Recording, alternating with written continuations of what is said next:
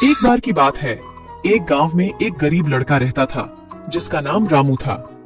रामू के घर में उसके बूढ़े माता पिता थे। रामू का सपना था कि वह अपने परिवार को खुशहाली और सुख समृद्धि में जीने की सुविधा दे सके। वह बहुत मेहनती था और हमेशा पूरी मेहनत से काम करता रहता था। रामू गांव के मुखिया के यहाँ पर एक चपरासी की नौकरी करता था। मुखिया के घर की पूरी देखभाल और साफ सफाई रामू ही किया करता था। पर मुखिया बहुत ही चालाक था। वह रामू की अच्छाई और भोलेपन का हमेशा फायदा उठाता था।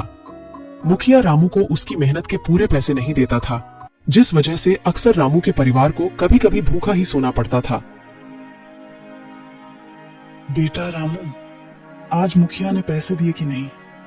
घर में बिल्कुल भी राशन नहीं बचा है। नहीं माँ, मैंने मुखिया जी से पैसे मांगे थे, पर उन्होंने कहा कि मैं कल दूंगा।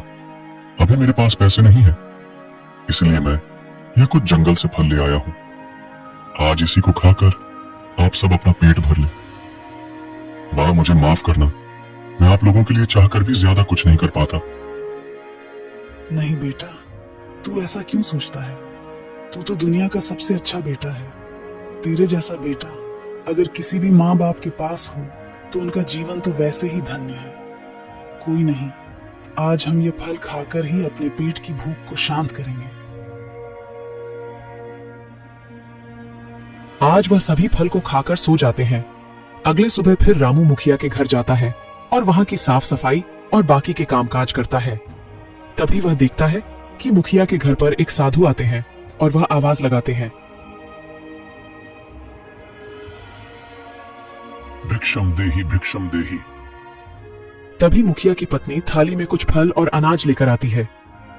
साधु महाराज, धन्य भाग हमारे जो आप यहाँ पधारे। जब मुखिया की नजर साधु और अपनी पत्नी पर जाती है तो वह अपनी पत्नी को जोरदार फटकार लगाता है। अरे ये तुम क्या कर रही हो? ये इतने सारे फल और ये अनाज यहाँ क्यों लेकर आई हो? क्या तुम ये सब इस गरीब भिखारी को देना चाहती हो? हे स्वामी, आप यह क्या कह रहे हैं? शुभ शुभ बोलिए। यह साधु महाराज जी हैं। आप ऐसे इनका अपमान ना करें, वरना परिणाम बहुत बुरा होगा। अच्छा, तो अब तुम मुझे सिखाओगी कि मेरा बुरा होगा या अच्छा? ये सब मेरी मेहनत की कमाई से आता है।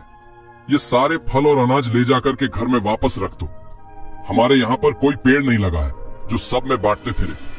और हाँ, तुम बड़ा घर देखा नहीं कि चले आते हो हाथ फैलाए मांगने। अभी निकल जाओ यहाँ से, इससे पहले मेरा गुस्सा और बढ़ जाए। मेरा ऐसा अपमान आज तक कभी किसी ने नहीं किया। हे मूर्ख व्यक्ति, तूने आज एक साधु का अपमान किया है। याद रखियो, आज तेरे दर पर से एक साधु भूखा नहीं जा रहा, बल्कि तेरे द्वारा किया गया अपमान का विष पीकर जा रहा है, और इसका पश्चाताप तुझे एक दिन जरूर करना पड़ेगा। ऐसा कहकर साधु वहां से जाने लगते हैं। तभी रामू उस साधु के पास आता है। साधु बाबा, आप मेरे मुखिया जी को माफ कर दीजिए। उन्होंने जो कुछ भी कहा वह अज्ञानतावश कहा है। बालक, हट जा मेरे रास्ते से। मैं बहुत क्रोध में हूँ। मेरी क्रोध की अग्नि तुझे भस्म कर देगी। माफ करिए साधु महाराज, मैं आपका गुस्सा समझ सकता हूँ, पर साधु महाराज, मेरी आपसे विनम्र प्रार्थना है कि आप मेरे घर चले। आपकी सेवा करने का मुझे सौभाग्य प्रदान करें। मेरा परम सौभाग्य होगा अगर मैं आपकी सेवा कर पाया। रामू की बातों से साधु महाराज का दिल पिघल जाता है और एक पल में ही उनका गुस्सा शांत हो जाता है और वह रामू के घर जाने को राजी हो जाते हैं। रामू साधु महाराज को घर लेकर जाता है। वहां साधु महाराज देखते हैं कि रामू एक बहुत ही गरीब कुटिया में रहता था। वहां पर उसके बूढ़े माता पिता थे और घर में गिनती के 2-4 बर्तन। घर में ना कुछ खाने को दिख रहा था और ना ही सोने के लिए बिस्तर। रामू साधु महाराज को भोजन कराता है। भोजन में ज्यादा कुछ तो नहीं था, पर रामू से जितना हो सका उसने साधु महाराज के लिए खाने का इंतजाम किया। रामू ने खाने में साधु महाराज जी के लिए कुछ फल रखे और खाने में मीठे चावल की खीर रखी। साधु जी ने बड़े ही आनंद से राजू के दिए हुए खाने को खा लिया।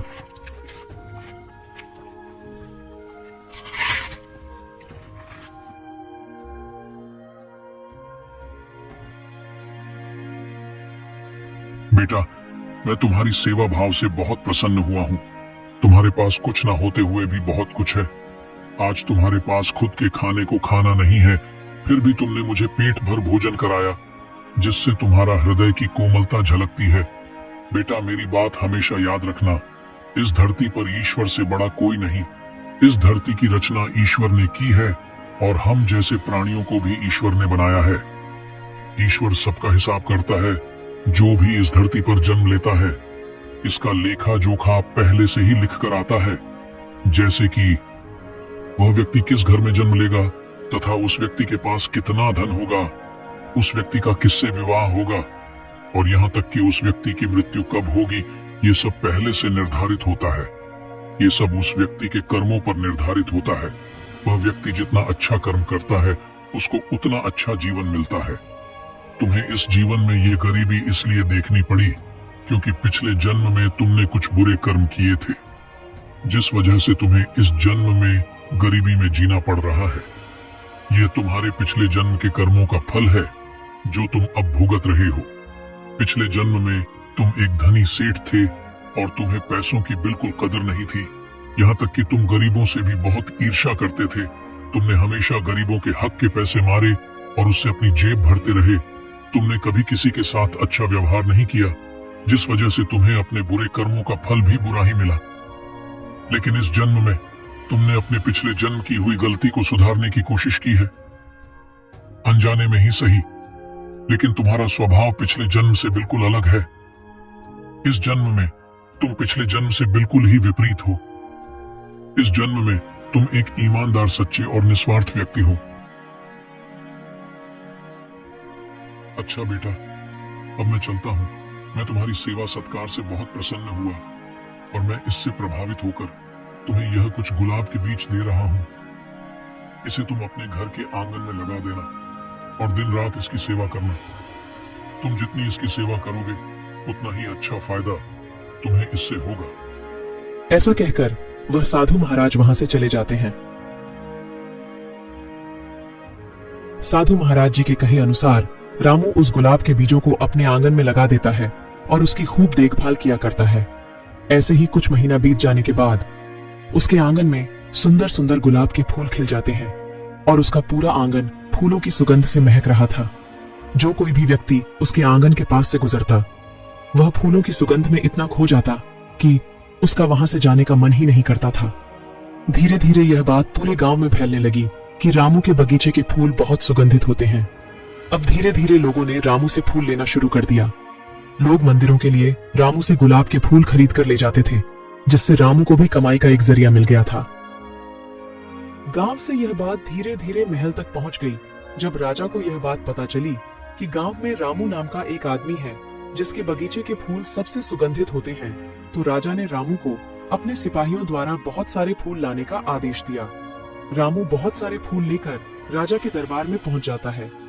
जैसे ही रामू राजा के दरबार में फूलों के साथ पहुंचा, पूरे राज दरबार में फूलों की खुशबू बिखरने लगी, जिससे राजा बहुत खुश हुआ और उसने राजू को बहुत सारा उपहार दिया और उसे अब हर रोज महल में ताजे फूल लाने का काम भी सौंप दिया। इस तरह राजू ने अपने अच्छे कर्मों से अपने गरीबी को दूर किया और एक खुशहाल जीवन की ओर कदम बढ़ाया। वहीं दूसरी तरफ मुखिया बहुत ही चालाक और बेईमान आदमी था। एक दिन उसके यहाँ पर इनकम टैक्स का छापा पड़ता है और सारे बेईमानी का पैसा पुलिस वाले उसके घर से बरामद कर लेते हैं, जिससे मुखिया को जेल हो जाती है। अब मुखिया की जिंदगी जेल की सलाखों के पीछे गुजर रही थी। मुखिया के साथ यह तो होना ही था, क्योंकि जो जैसा कर्म करता है उसका फल उसे वैसा ही मिलता है।